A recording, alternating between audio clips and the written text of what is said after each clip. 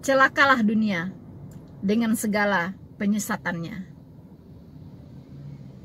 Penyesatan memang harus ada, tapi celakalah orang yang mengadakannya.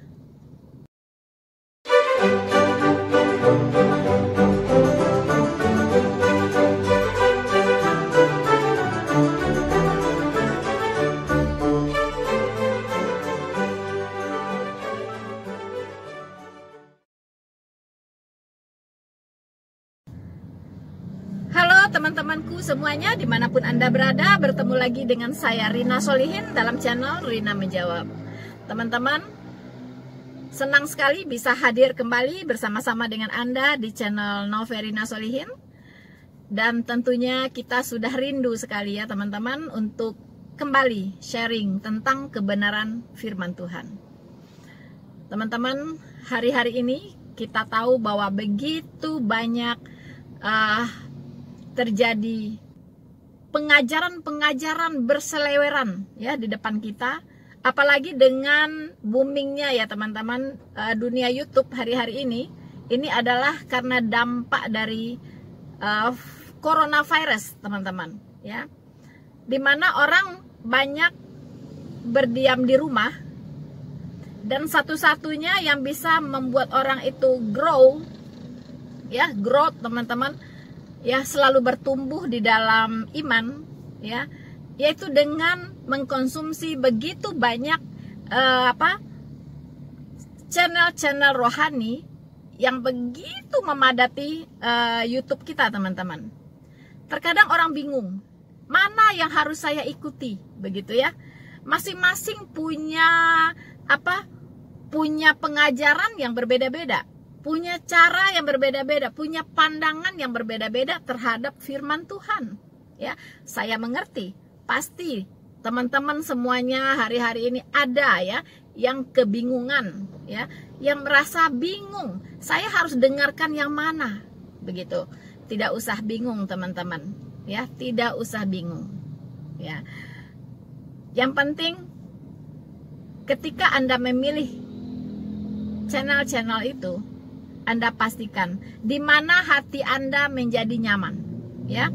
Kalau Anda menonton sebuah video ya, sebuah video rohani teman-teman, lalu Anda merasa terberkati dengan video tersebut, Anda merasa nyaman, Anda merasa menambah gitu ya, ilmu pengetahuan Anda akan Alkitab, akan firman Tuhan bertambah, bertumbuh, Anda semakin dikuatkan, Anda merasa semakin bersemangat di dalam Tuhan. Itulah teman-teman yang Tuhan mau untuk Anda konsumsi ya. Tetapi kalau ketika Anda menonton video itu, yang ada Anda bikin pusing ya, yang ada adalah Anda menjadi pusing ya kan, Anda menjadi tidak nyaman ya, Anda merasa bingung, udah bingung tambah bingung lagi. Nah, itu jauhi ya yang seperti itu teman-teman, karena ini berbicara tentang iman dan ini berbicara tentang keselamatan. Jadi tidak boleh sembarang mengonsumsi pengajaran ya. Memang kita sudah diingatkan di Alkitab bahwa kita harus berhati-hati dengan angin-angin pengajaran yang ada hari-hari ini teman-teman. Nah, untuk itulah kita harus punya pengetahuan yang benar tentang firman Tuhan di Alkitab, karena hanya itulah yang bisa membentengi kita. Firman Tuhan mengatakan orang-orang rohani berbeda dengan orang-orang duniawi. Ya, apa bedanya? Kalau orang-orang rohani itu bisa menilai segala sesuatu. Ya, dia bisa membedakan mana, oh ini benar, ya, ini logis, oh ini tidak, ini ada udang di balik batu. Ya, ini kata-katanya manis tetapi sebenarnya tidak demikian begitu, ya. Nah, ini Anda harus bedakan, ya. Oh, ini caranya cara menjelaskannya tidak begitu jelas dan tidak begitu terang benderang, bikin saya tambah mumet.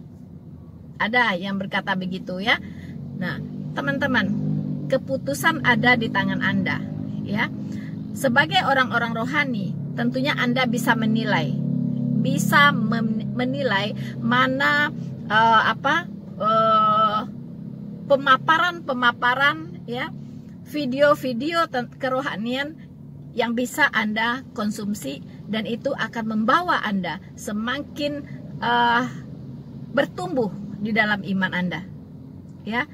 Nah, teman-teman, memang iblis bekerja sangat kuat ya di akhir-akhir zaman ini, teman-teman, karena dia juga kejar tayang, teman-teman. Dia kejar tayang, ya. Kenapa dia kejar tayang? Karena waktu tinggal sedikit lagi, ya. Waktu untuk seseorang memutuskan dia ingin diselamatkan atau ingin binasa, ya, dia harus ikut Tuhan atau ikut iblis, itu sangat sedikit lagi, begitu. Nah, dengan gencarnya penginjilan di YouTube oleh para apologet Kristen, ya, itu iblis sangat kebakaran jenggot, teman-teman. Ya, dia jadi kebakaran jenggot gitu, dan dia pun begitu berusaha untuk menampilkan juga, ya, youtuber yang terlihatnya rohani, teman-teman, tapi sebenarnya mereka sedang menyebarkan angin-angin pengajaran yang bisa membawa orang kepada kebinasaan. Disitulah dibutuhkan yang namanya hikmat, ya. Ada sebuah kata-kata sangat bijak, ya, mengatakan orang yang cerdas dan berhikmat itu tidak hanya bisa membedakan yang baik dengan yang buruk, yang benar dengan yang salah, ya, tetapi dia bisa membedakan antara yang benar dengan yang hampir-hampir benar, teman-teman. Ini dibutuhkan hikmat Allah untuk membedakan yang benar dengan yang hampir-hampir benar. Kelihatannya benar tapi tidak benar, begitu, ya. Mungkin benarnya cuman 80%, begitu, atau 70%, begitu, ya.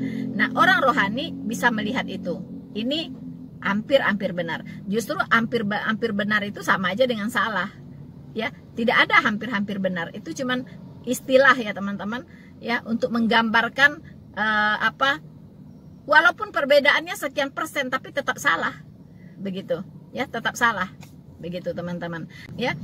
Kebenaran Allah itu bersifat mutlak, tidak spekulatif, ya, tidak setengah-setengah, tidak. Kebenaran Allah bersifat mutlak, ya. Kebenaran manusia itu tidak mutlak, tergantung dari sisi mana dulu dilihatnya. Tetapi kebenaran Allah itu bersifat mutlak, teman-teman, ya. Jadi kalau ada kebenaran cuman 99% saja, dan itu berbicara tentang kebenaran Allah, itu dipastikan salah, ya, bukan kebenaran. Karena kebenaran Allah sifatnya mutlak, 100%, teman-teman, ya. Tidak boleh 99,9%, tidak boleh, ya. Harus 100% mutlak benar. Itulah kebenaran, ya. Teman-teman, saya mengalami intimidasi, ya, teman-teman, ya. Intimidasi dari seorang menyebut dirinya juga sih apologet, ya. Mungkin teman-teman udah tahu lah, saya sudah pernah sharing, ya. Tapi dia membuat lagi video-video berikutnya, teman-teman, lagi-lagi untuk mengintimidasi saya, untuk menyerang saya, ya. Di situ saya jadi mencari tahu, teman-teman, siapa orang ini, ya. Dia menyerang konsep Tritunggal yang saya jelaskan, ya. Konsep Tritunggal yang saya jelaskan.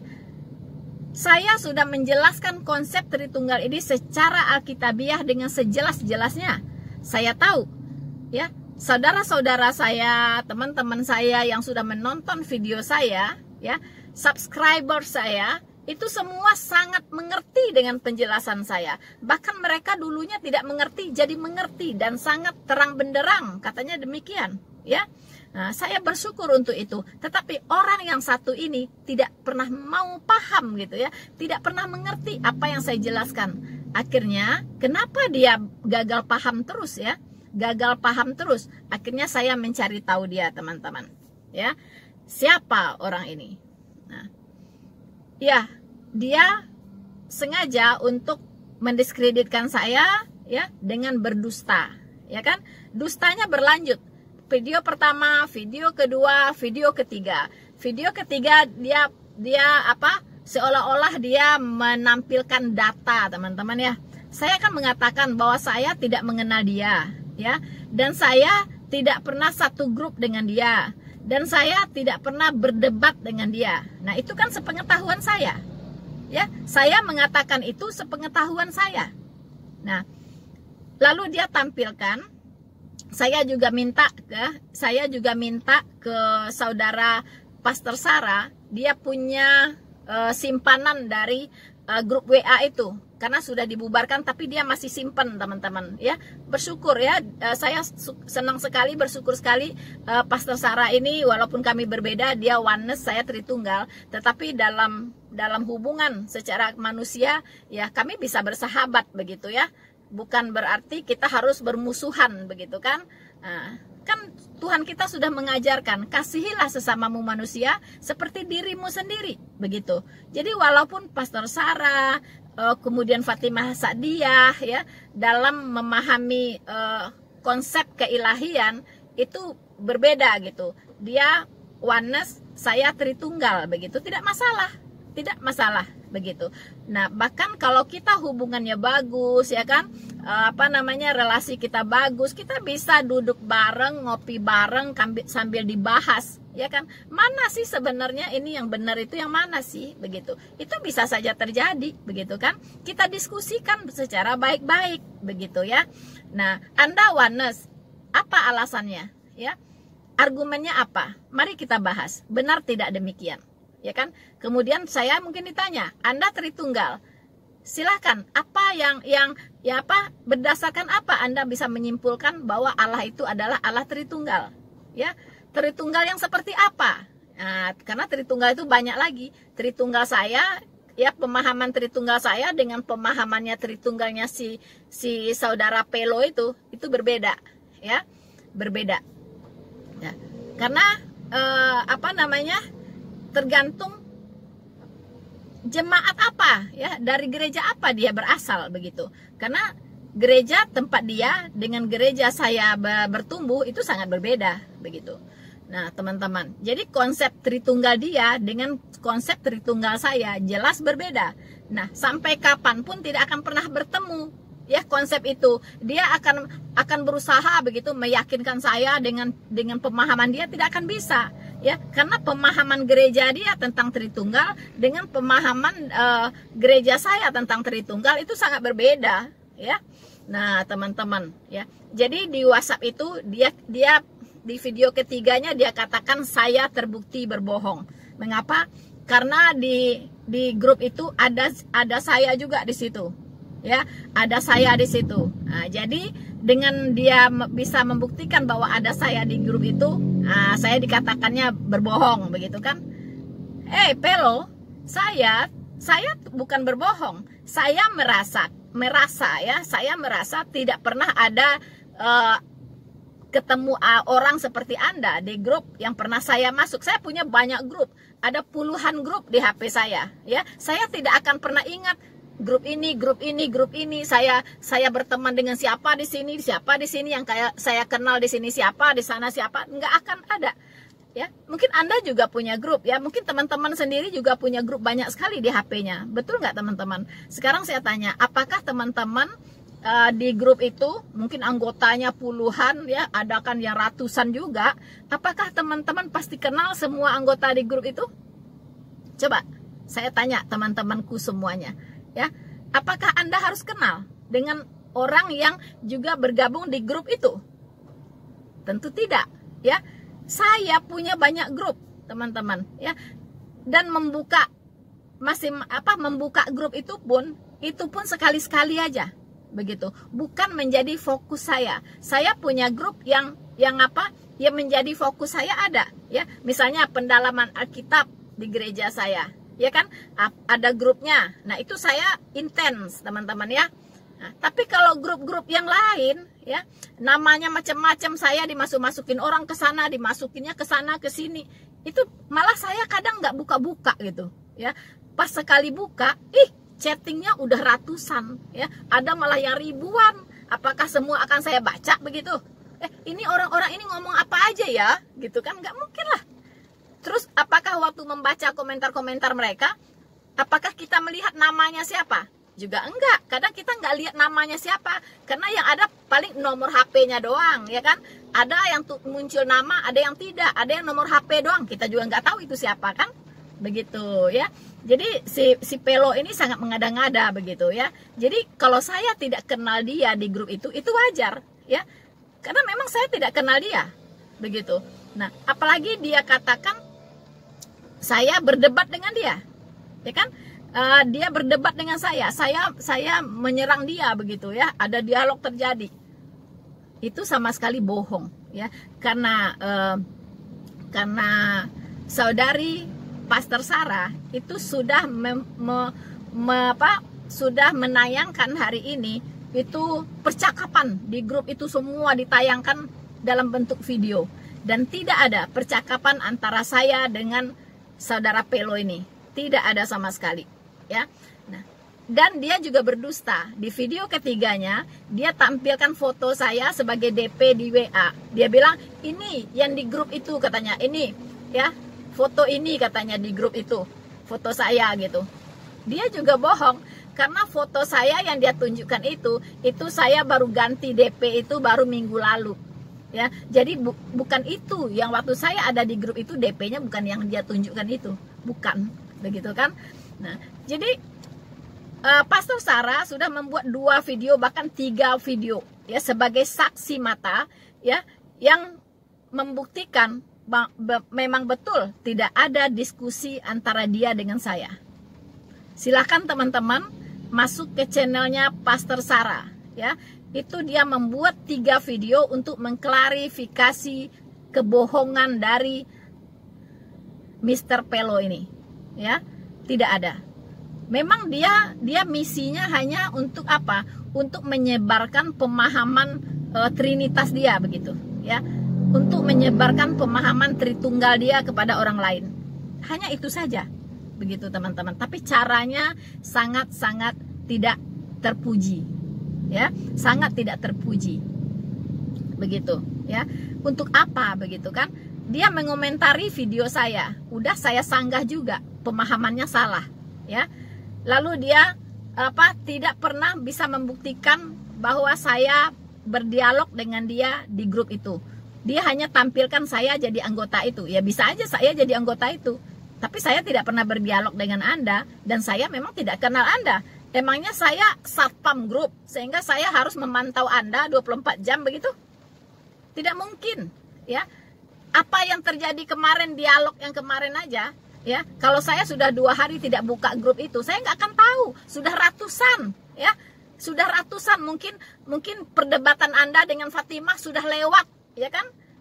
Tidak akan saya cari gitu. Untuk apa gitu? Saya juga nggak ada keperluan. Paling di grup itu kalau ada saya produksi video baru, sekali-sekali saya posting di situ. Paling gitu doang. Saya jarang berkomentar, ya, di grup-grup itu gitu. Ya, jarang berkomentar gitu. Saya lebih banyaknya ya sekali lewat aja di grup itu gitu. Boleh tanya lah. Ya, tanya siapa yang jadi anggota grup di sana. Silakan dilihat dan dibuktikan sendiri. Gitu, ya. Jarang sekali saya berkomentar di grup itu. Begitu, ya. Kalau saya jadi anggota grup bisa jadi, ya. Bisa jadi, ya. Saya juga kemarin mengatakan saya tidak merasa satu grup dengan Anda. Ya boleh dong saya merasa dong, ya kan? Karena saya memang tidak tahu Anda, tidak kenal Anda, begitu, ya, tidak kenal Anda. Apa harus Anda berdebat dengan Fatimah lalu saya harus tahu gitu? Gitu, harus tahu gitu? Emangnya saya juri? Emang saya juri Anda gitu ya. Kalau saya juri Anda berdebat, baru saya hadir di situ gitu, ya kan? Nah, beginilah teman-teman. Tapi udahlah, saya sudah tidak mau membahas orang ini, ya, manusia aneh menurut saya, ya kan? Tapi Tapi satu hal yang membuat saya ambil hikmahnya ya teman-teman ya. Berkat dia ini, saya jadi pengen banyak tahu tentang agama dia gitu, ya. Saya perhatikan, saya celidiki ya, saya investigasi ini orang siapa gitu, ya. Akhirnya dari fakta-fakta data yang saya dapatkan, ya, fakta-fakta hukum yang saya dapatkan teman-teman. Ini praduga tidak bersalah ya teman-teman ya, praduga tidak bersalah. Dia ini bukan Kristen, dia ini adalah Katolik Ortodoks, jadi bukan Kristen, ya. Dia ini Katolik Ortodoks. Kenapa saya katakan demikian? Pertama, secara kasat mata saya melihat waktu di ruangan tempat dia rekaman, ya, itu di background di belakang dia itu saya melihat begitu banyak patung-patung begitu ya. Jadi koleksi-koleksi ya, koleksi patung macam-macam ya. Ada patung Bunda Maria saya lihat, ada patung Yesus, ada yang terus gambar-gambar figur-figur itu ya, yang di dalam kekristenan nggak ada gitu saya lihat ya. Ya, saya sudah ya, selama saya jadi Kristen ya, itu saya tidak pernah melihat orang Kristen koleksi dia itu gitu di rumah, tidak ya. Kayak saya di rumah saya tidak punya patung apapun begitu. Kenapa? Karena memang dilarang gitu ya. Tuhan itu sudah melarang, firman Tuhan melarang, janganlah engkau membuat patung ya, dalam bentuk apapun begitu kan. Baik ada yang di atas bumi, ada di bawah bumi. Oke lah, saya bacakan untuk Anda teman-teman ya. Mengapa saya katakan dia bukan Kristen? Karena patung-patungnya banyak banget gitu ya. Nah, sementara saya sangat berpegang teguh kepada firman Tuhan ya teman-teman ya, kepada Alkitab.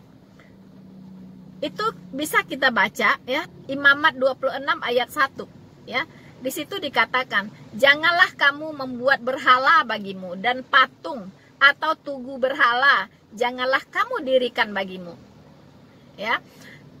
Juga batu berukir janganlah kamu tempatkan di negerimu untuk sujud menyembah kepadanya, sebab akulah Tuhan Allahmu. Jadi banyak sekali larangan ya, membuat patung gitu. Bahkan larangan menyimpan patung gitu. Untuk apa? Begitu kan? Ada apa dengan patung itu? Kok disimpan-simpan? Padahal Tuhan kan sudah melarang, ya kan? Ya. Jadi saya kira dia bukan Kristen, karena di dalam kekristenan tidak boleh gitu ya, menyimpan patung begitu, tidak boleh gitu ya. Nah, itu pertama teman-teman ya. Terus yang kedua, dari jargon-jargonnya teman-teman ya, dari perbendaharaan katanya itu begitu, itu sangat spesifik ya. Misalnya dia mengatakan gereja yang kudus dan yang am. Nah, itu gereja yang kudus dan yang am itu pernyataan yang sangat Katolis, teman-teman, ya. Am itu artinya universal, ya. Jadi gereja Katolik itu adalah gereja yang universal, teman-teman, ya. Nah, kemudian di dalam kekristenan itu tidak dikenal gereja yang am.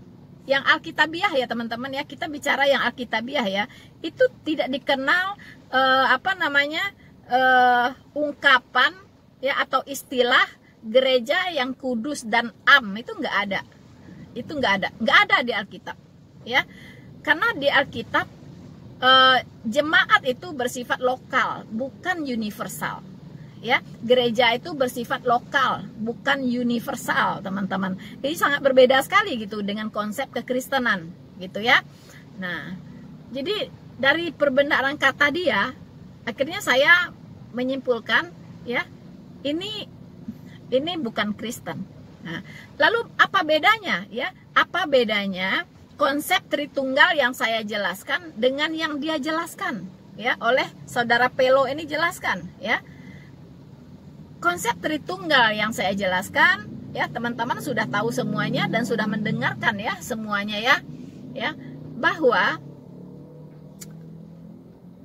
konsep Tritunggal kita adalah Bapa, Putra, dan Roh Kudus. Ketiganya adalah satu, ya kan?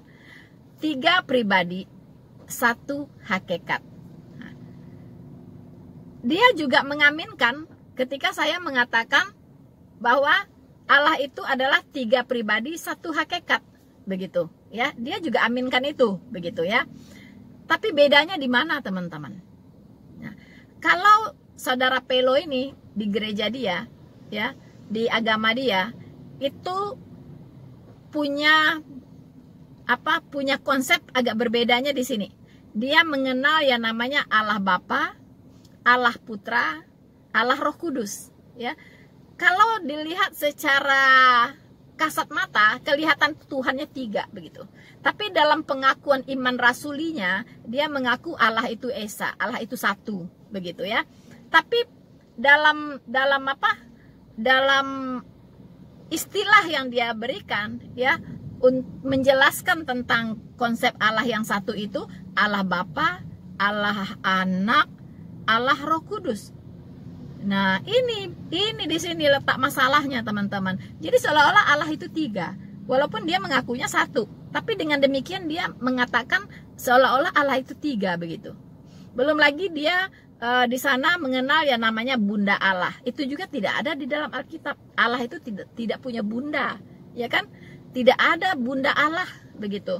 Dan Maria itu secara alkitabiah dipahami hanya sebagai wanita biasa yang suci, yang dipinjam rahimnya oleh Tuhan, oleh Allah untuk lewatnya Mesias begitu ya, untuk mengandung yang namanya Mesias, karena Mesias itu datang sebagai manusia. Jadi memang harus dikandung, harus dilahirkan oleh seorang wanita, karena tidak ada manusia yang ujuk-ujuk ada tanpa melalui kehamilan, begitu ya, tidak ada. Kalau ada manusia ujuk-ujuk datang tanpa kehamilan, itu namanya bukan manusia tapi hantu, ya kan ya, hantu atau genderuwo ya teman-teman.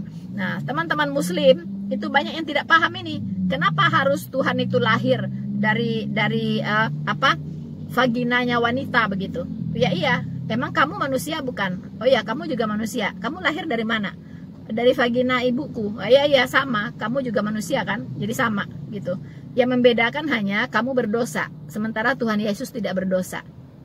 Itu bedanya ya, karena dia Tuhan, jadi dia tidak kehilangan kesuciannya gitu, kemahakudusannya dia tidak kehilangan itu gitu. Walaupun dia datang lewat sama seperti datangnya manusia ke bumi ini, yaitu melalui dihamilkan dulu dan dilahirkan oleh seorang wanita begitu. Ya, makanya dia dikatakan 100% manusia dan 100% Allah, begitu ya. Nah, Pelo, ya saudara Pelo ini itu mempertanyakan ketika saya mengatakan bahwa Yesus itu adalah Allah.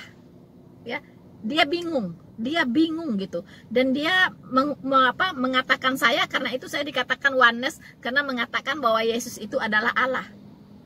Ya, berarti dia tidak paham bahwa Yesus itu adalah 100% Allah dan 100% manusia.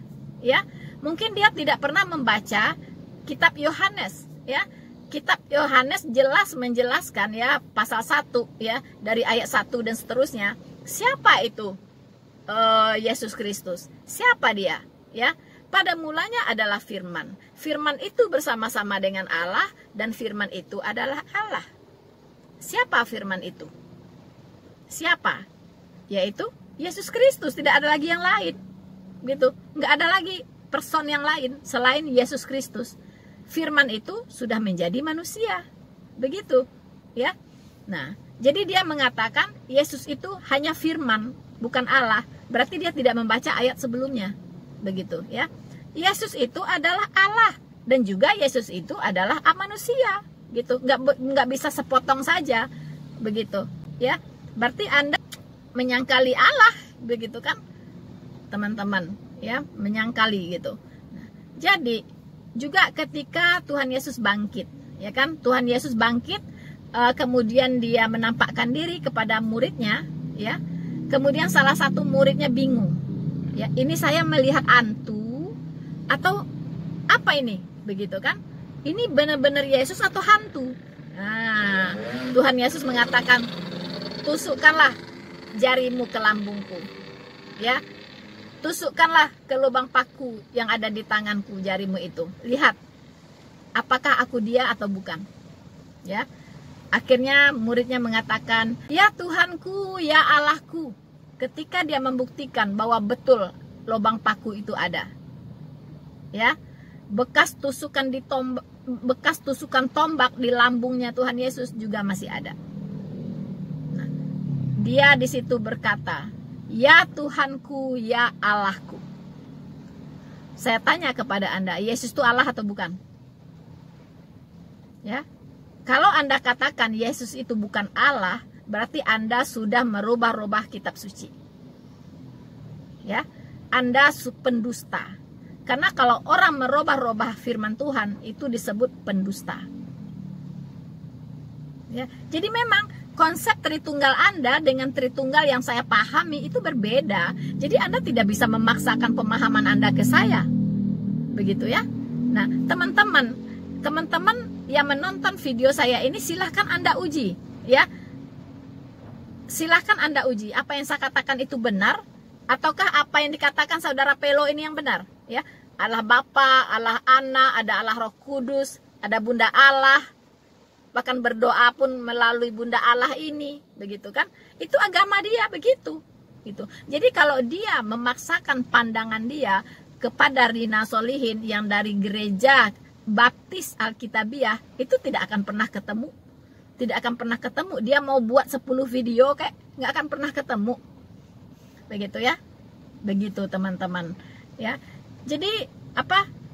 Memang saya katakan sekali lagi, orang yang cerdas dan berhikmat bisa membedakan mana yang benar dan mana yang hampir-hampir benar. Ya, teman-teman. Ya, dan saya bersyukur juga ya, ketemu satu persoalan seperti ini, itu membuat saya semakin banyak belajar. Semakin tahu bagaimana sepak terjang iblis dalam menjegal penginjilan, dalam membuat sabotase terhadap penginjilan, teman-teman, ya. Jadi sebenarnya saya ingatkan lagi, ya, harus waspada terhadap rupa-rupa pengajaran, ya, rupa-rupa pengajaran. Memang sepertinya dia seperti orang benar kelihatannya, tapi kalau ditelusurin lebih jauh lagi, kelihatan teman-teman, ya, kelihatan belangnya. Siapa dia tuh kelihatan, teman-teman. Percaya kepada siapapun, pengajaran apapun yang Anda dengar, Anda terima, harus dibuktikan lagi dengan Alkitab. Seperti juga pengajaran yang saya berikan, jangan diterima bulat-bulat, tapi harus uji lagi. Ya, uji lagi. Terus kira-kira video saya ini kira-kira memberitakan sesuatu yang sesuai dengan Alkitab tidak? Ya, atau saya lebih banyak bersaksi pribadi saya begitu, ya. Saya disembuhkan, ya kan? Saya sukses, ya kan? Saya mengalami mukjizat ini dan itu, begitu kan? Itu namanya kesaksian-kesaksian subjektif. Ya, kesaksian subjektif. Tapi yang saya saksikan adalah apa yang diajarkan oleh para rasul, apa yang difirmankan oleh Tuhan Yesus, apa yang difirmankan oleh Allah di dalam Alkitab, dari Kejadian 1 pasal 1 sampai Wahyu 22 ayat 21. Itu yang saya saksikan. Ya, saya tidak merasa perlu menyaksikan kehidupan saya yang sangat personal sifatnya, begitu. Belum tentu pengalaman saya sama dengan pengalaman Anda di luar sana, begitu.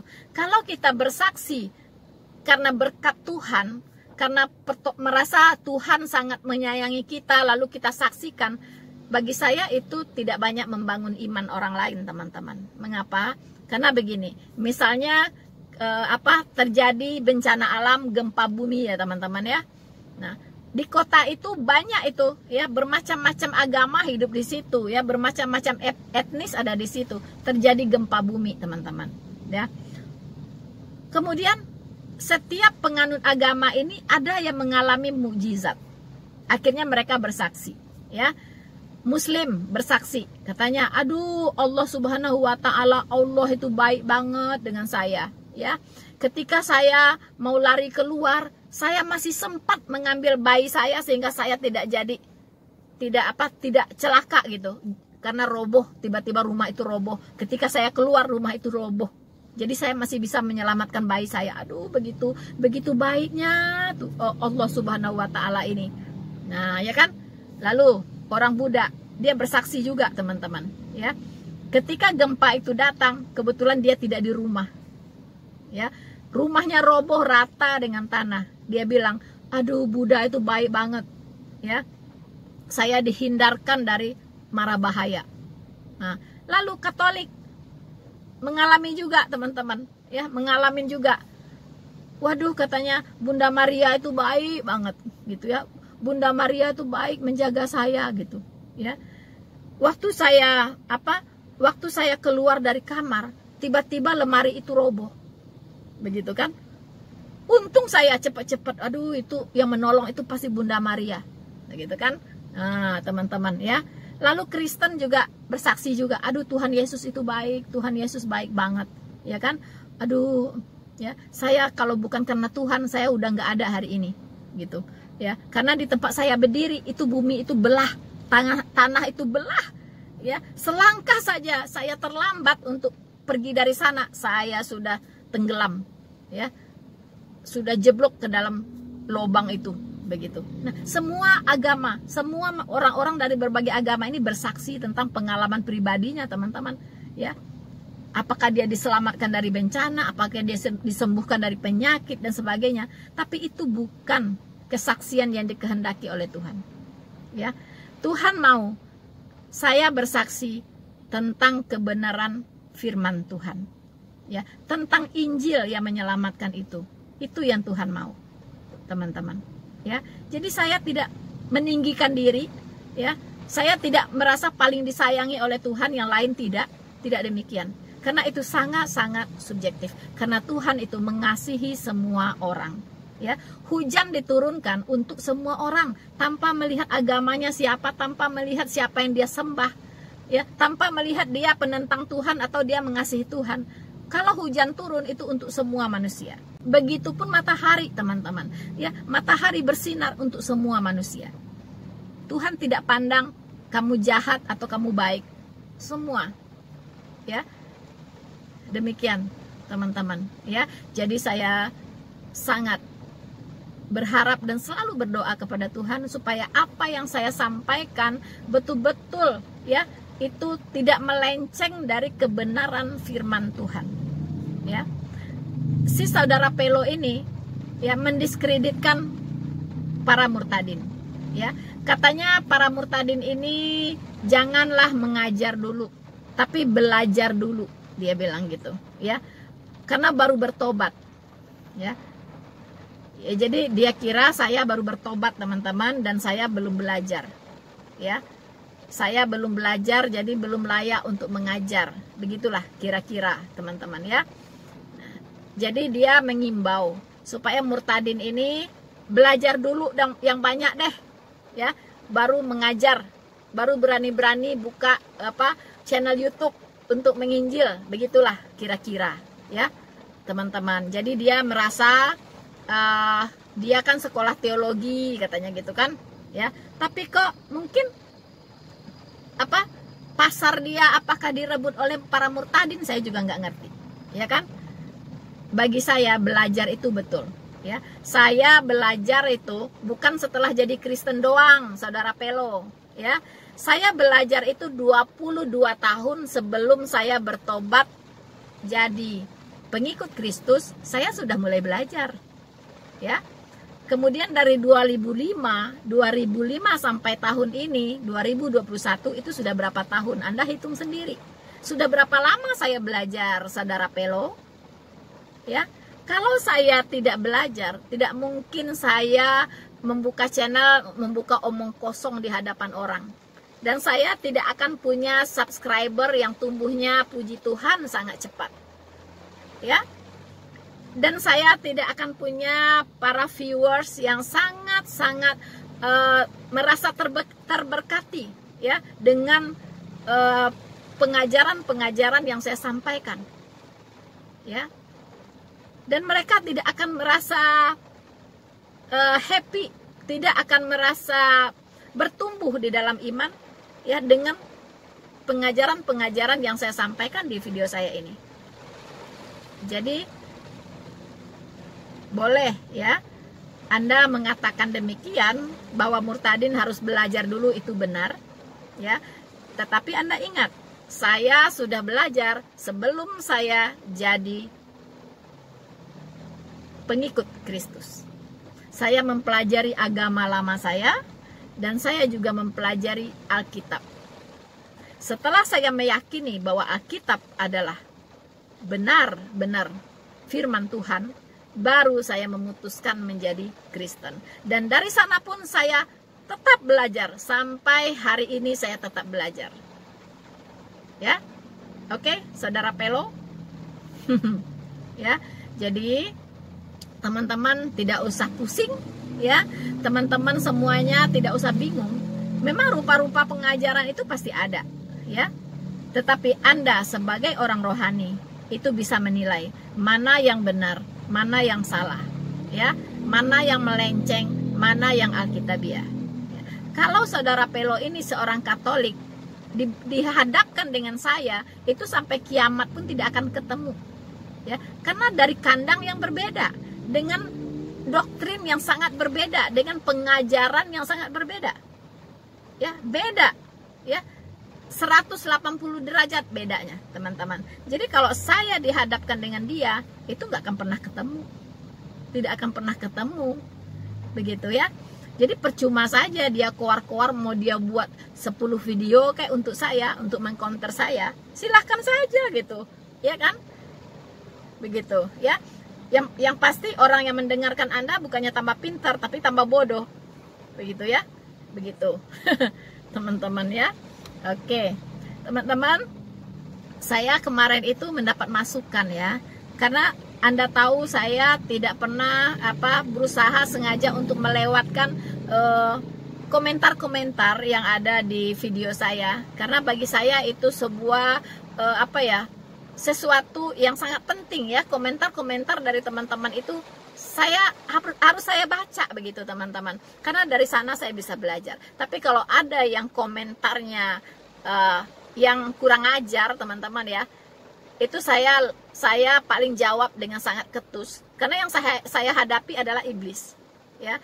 Kalau saya menghadapi iblis, itu saya keras, teman-teman, ya.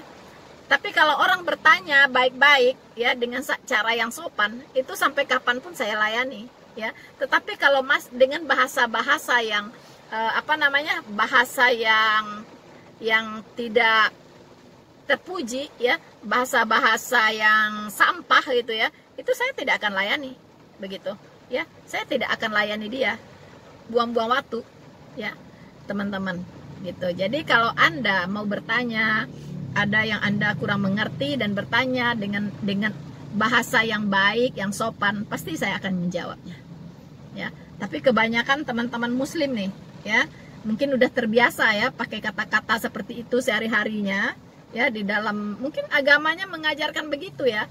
Jadi pandangannya cuma sampai ke selangkangan saja, teman-teman. Jadi bahasanya pun seperti itu gitu. Nah, itu tidak saya layani, ya, tidak saya layani. Maaf ya, tidak saya layani gitu. Oke. Nah, teman-teman, saya berusaha membaca komentar-komentar Anda itu semacam vitamin bagi saya, ya, semacam suplemen bagi saya, sehingga saya akan menjadi lebih baik lagi. Saya akan menjadi lebih bisa Anda andalkan lagi, teman-teman, ya. Jadi saya berterima kasih untuk semua viewer saya, subscriber saya yang sangat saya kasihi dimanapun Anda berada, karena Anda adalah yang membuat saya bersemangat untuk semakin lantang memberitakan kebenaran firman Tuhan, ya, teman-teman. Dan juga saya mendapat masukan bahwa kalau saya membuat video itu jangan terlalu lama katanya. Supaya apa? Supaya dia bisa menontonnya sampai selesai ya. Jadi mulai sekarang saya akan putuskan maksimal video saya ya sampai 45 menit saja teman-teman, supaya tidak banyak menghabiskan waktu dari teman-teman semua untuk menonton video saya dari awal sampai selesai ya. Saya senang mendengar masukan ya. Kalau masukan itu memang membangun, itu pasti akan saya lakukan teman-teman. Teman-teman, saya kira untuk kali ini sekian dulu sharing dari saya. Teruslah mendukung channel Noverina Solihin dengan cara like, subscribe, dan share video ini ya. Semakin diserang, semakin terang benderang. Mara!